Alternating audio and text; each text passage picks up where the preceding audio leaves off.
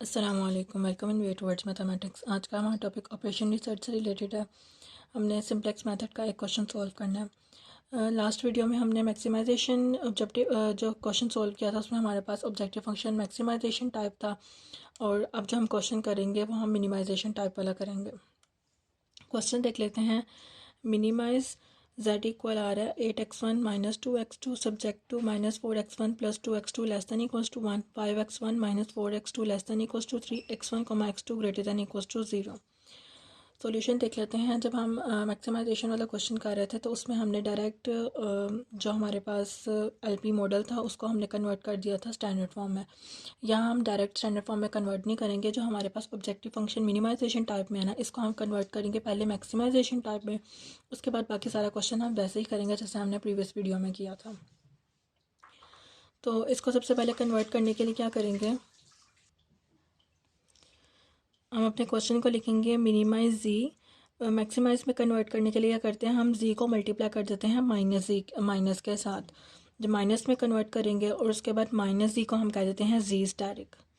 तो मैक्सिमाइज जी स्टैरिक मेरे पास इक्वल आ जाएगा -8x1 + 2x2। मैंने मिनिमाइजेशन को मैक्सिमाइजेशन में कैसे कन्वर्ट किया, जी को मल्टीप्लाई कर दिया माइनस के साथ, और उसको पहले मिनिमाइज जी में था ना, तो अब मैं उसको मैंने कह दिया मैक्सिमाइज जी स्टैरिक। अब इसको स्टैंडर्ड फॉर्म में कन्वर्ट कर लेते हैं। ऑब्जेक्टिव फंक्शन को हमने कन्वर्ट कर लिया। उसके बाद बाकी सारे मैंने जो मेरे पास कॉन्स्टेंट्स वगैरह थे, जो भी एक्सप्रेशन था, मैंने उसको सबको ऐसे ही लिख लिया। उसके बाद मैंने इसको कन्वर्ट करना स्टैंडर्ड फॉर्म में। तो अब मैं मैक्सिमाइज जेड स्टैटिक इक्वल आ जाएगा -8x1 + 2x2 subject to -4x1 + 2x2 + s1। मेरे पास यहाँ पे constant less than equal type था, तो यहाँ पे मैंने एक स्लैक वेरिएबल ऐड करवा दिया। नेक्स्ट में भी मेरे पास लेस दैन इक्वल टाइप था, तो यहाँ पे भी मैंने एक स्लैक वेरिएबल ऐड करवा दिया s2। उसके बाद पहले वेरिएबल थे मेरे पास x1 and x2।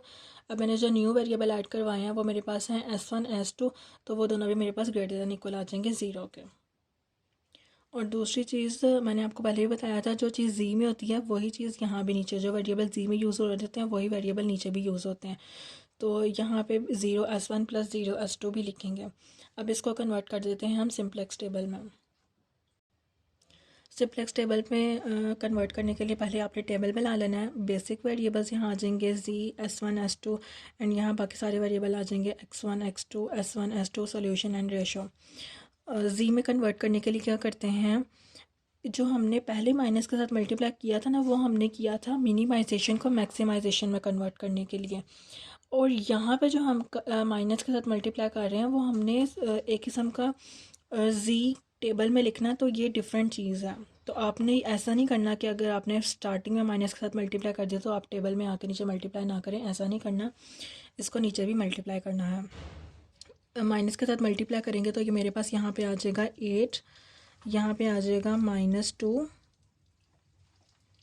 And s1 s2 तो है ही नहीं, तो ये मेरे पास 0 आ जाएंगे, और सॉल्यूशन में भी 0 आ जाएगा। नेक्स्ट देखें तो मेरे पास यहाँ पे आया -4, 2, s1 1 है, s2 मेरे पास नहीं है, 0 आ जाएगा, एंड सॉल्यूशन इसका 1 है मेरे पास। नेक्स्ट देख लेते हैं, मेरे पास 5x1 -4x2, s1 नहीं है, 0 आ जाएगा, s2 है तो ये 1 आ जाएगा, इसका सॉल्यूशन 3 आ जाएगा। अब सबसे नेक्स्ट स्टेप आपने क्या करना है, नेक्स्ट स्टेप में हमने करना है कि हमारे पास जो 0 है उसमें हमने देखनी है most negative value. Most negative value मेरे पास नेगेटिव वैल्यू एक ही है, तो मैं इस पूरे कॉलम को हाईलाइट कर लूँगी, ऐसे हाईलाइट कर लूँगी। और एंड x1 मेरे पास क्या आ जाएगा, x1 मेरे पास एंटरिंग वेरिएबल आ जाएगा। अब मेरे पास एंटरिंग वेरिएबल आ गया। नेक्स्ट मैंने देखना लीविंग वेरिएबल कौन सा है, मेरे पास कौन सा वेरिएबल लीव कर रहा है। तो उसके लिए क्या करेंगे, सॉल्यूशन को डिवाइड कर देंगे हम इस कॉलम पे। 0 को डिवाइड किया -2 के साथ, तो मैं इसको डैश कर देती हूँ। उसके बाद 1 / 2, एंड 3 को जब डिवाइड करूँगी -4 के साथ तो नेगेटिव वैल्यू आ जाएगी, तो नेगेटिव वैल्यू हम नहीं लेते, तो ये भी डैश आ जाएगा। अब एक ही वैल्यू है और पॉजिटिव वैल्यू है, तो मैंने इसके सामने ये 2 मेरे पास पिवट एलिमेंट है, इसको मैंने 1 बनाना है, और इसके रिस्पेक्ट मेरे पास s1 है, तो s1 मेरे पास हो जाएगा लीविंग वेरिएबल, x2 मेरे पास एंटरिंग वेरिएबल हो गया, एंड s1 मेरे पास लीविंग वेरिएबल हो गया। अब हम नेक्स्ट टेबल बना लेंगे। नेक्स्ट टेबल में मेरे पास आ जाएगा बेसिक जी, x1 x2 s1 s2 solution ratio. और यहाँ वाले जो वेरिएबल्स हैं उनको अभी नहीं लिखना, उनको देख के लिखना हमें। s1 हमारे पास लीव का रहा है, एंटर क्या कर रहा है x2, तो यहाँ पे हम लिख देंगे x2 and s2 as it is आ जाएगा।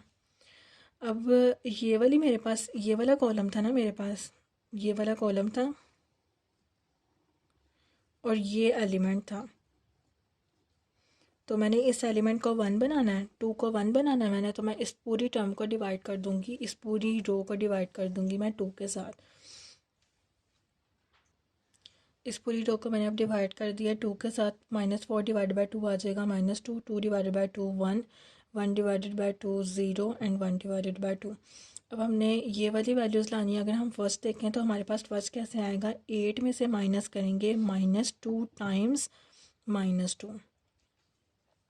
सिमिलरली अच्छा ऊपर नीचे 1 के ऊपर नीचे हमने 0 बनाना था, तो मैंने आपको कहा था इसको आपने डायरेक्ट 0 कर देना। उसके बाद ये नेक्स्ट वैल्यू है, तो 0 में से माइनस करेंगे हम -2 टाइम्स 1/2 एंड 0 में से माइनस करेंगे -2 टाइम्स 0, तो यहाँ पे 0 ही आ जाएगा मेरे पास। सिमिलरली 0 में से माइनस करेंगे -2 टाइम्स 1/2, तो इन वैल्यूज़ को भी लिख लेते हैं। अब हमने डिवाइड कर दिया, यहाँ पे मेरे पास आ गया 4, ये 0 1 0 1। सिमिलरली मैंने ये वाली वैल्यू फाइंड करनी है, तो 5 में से माइनस करूँगी -4 टाइम्स -2। जब ये वाली वैल्यू फाइंड करनी है तो मैं करूँगी 0 में से माइनस करूँगी -4 टाइम्स 1/2। और जब ये वाली वैल्यू फाइंड करनी है तो 1 में से माइनस करूँगी -4 टाइम्स 0, जो कि मेरे पास 1 ही दोबारा आ जाएगा।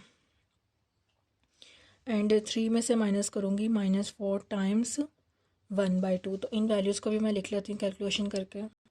अब मैंने कैलकुलेशन करके मैंने वैल्यूज़ लिख ली, आ जाएगा -3 0 2 1 एंड 5। अब नेक्स्ट स्टेप आपने क्या करना है, नेक्स्ट टेबल बनाने के लिए हमने देखना है कि 0 में हमारे पास मोस्ट नेगेटिव वैल्यू। अब मेरे पास कोई भी नेगेटिव वैल्यू नहीं है, तो इसका मतलब मेरे पास जो टेबल है वो ऑप्टिमल टेबल है। ऑप्टिमल टेबल है तो इसको लिख लेते हैं। अब एक चीज़ जो मिसिंग हो गई है वो ये है कि जब हमने यहाँ पे बेसिक एंड जी लिखा था ना, तो यहाँ पे जी नहीं आएगा, जी स्टैटिक आएगा, क्योंकि हमने जब माइनस के साथ मल्टीप्लाई किया ना, तो हमने उस माइनस जी को कह दिया था जी स्टैटिक। तो आपने अब जब जहाँ जहाँ टेबल में जी लिया ना, वहाँ वहाँ आपने जी स्टैटिक कर लेना है इसे। और जहाँ बाकी जगह पे भी हमने जो जी लिखा था वहाँ भी मैंने जी स्टैटिक बना लिया। अब मेरे पास करंट टेबल ऑप्टिमल है, तो अब हम ऑप्टिमल वैल्यूज़ लिख लेंगे।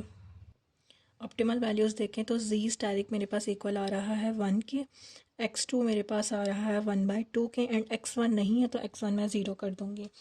अब हमारे पास जो क्वेश्चन में गिवन था वो हमारे पास था जी स्टैटिक नहीं था, तो हमने आंसर भी जी का ही निकालना है। जी कैसे निकलेगा, जी मेरे पास हमने जी को जी स्टैटिक में कैसे कन्वर्ट किया था, माइनस के साथ मल्टीप्लाई करवा के ना, तो यहाँ भी हम सिमिलर ऐसे ही करेंगे कि जो जी स्टैटिक है ना उसको मल्टीप्लाई कर देंगे माइनस के साथ, तो वो मेरे पास जी आ जाएगा। तो जी मेरे पास आ जाएगा -1, x1 आ जाएगा 0 एंड x2 आ जाएगा 1/2।